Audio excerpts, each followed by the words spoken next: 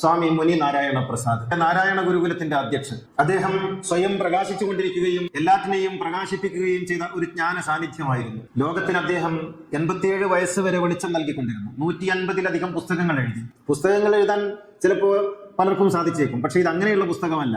മറിച്ച് ഇത് ജ്ഞാനത്തിന്റെ പ്രകാശം പരത്തുന്ന, വായിക്കുന്ന ഓരോ മനുഷ്യന്റെ ഉള്ളിലും ആ പ്രകാശം പടർന്നു കയറുന്ന, സ്വയം പ്രകാശമാക്കി മാറ്റാൻ കെൽപ്പുള്ള വരികളായിരുന്നു, പുസ്തകങ്ങളായിരുന്നു അദ്ദേഹം എഴുതിക്കൊണ്ടിരുന്നത്. അള്ളാഹുവിന്റെ നാമത്തിൽ എന്ന ഒരു പുസ്തകം എഴുതി. അള്ളാഹുവിന്റെ നാമത്തിൽ എന്ന പുസ്തകത്തിൽ ഖുർആനിലെ സൂറ യാസീൻ ഉൾപ്പെടെയുള്ള അധ്യായങ്ങളുടെ വ്യാഖ്യാനമായിരുന്നു. ഒരു സ്വാമി, ഒരു സന്യാസി വിശുദ്ധ ഖുർആനിന് വ്യാഖ്യാനം എഴുതുന്നു. അദ്ദേഹം ഖുർആൻ സമൂഹത്തിന് പരിചയപ്പെടുത്തുന്നു. സൂറ യാസീൻ ഇത്രമേൽ മനോഹരമായി മറ്റാരാണ് വ്യാഖ്യാനിച്ചിട്ടുള്ളത് എന്ന് നാം അത്ഭുതപ്പെടുമാറ് ആ വ്യാഖ്യാനം നമ്മുടെ മനം കവരുകയും ഖുർആനിന്റെ ആഴത്തിൽ, സൗന്ദര്യത്തിലേക്ക് നമ്മുടെ ശ്രദ്ധ ക്ഷണിക്കുകയും ചെയ്യുന്നു. ഖുർആനിന് ഇത്രയും കുളിരുണ്ടോ എന്ന്, ഖുർആനിന് ഇത്രയും മധുരമുണ്ടോ എന്ന്, ഖുർആനിന് ഇത്രയും ആഴമുണ്ടോ എന്ന് നമ്മെ അതിശയിപ്പിക്കുന്ന വിധം, ഖുർആനിന്റെ ആഴങ്ങളിലേക്ക് നമ്മെ കൈപിടിച്ചു കൊണ്ടുപോകുന്ന വിധം അദ്ദേഹം ഖുർആനിന്റെ വ്യാഖ്യാനം എഴുതി.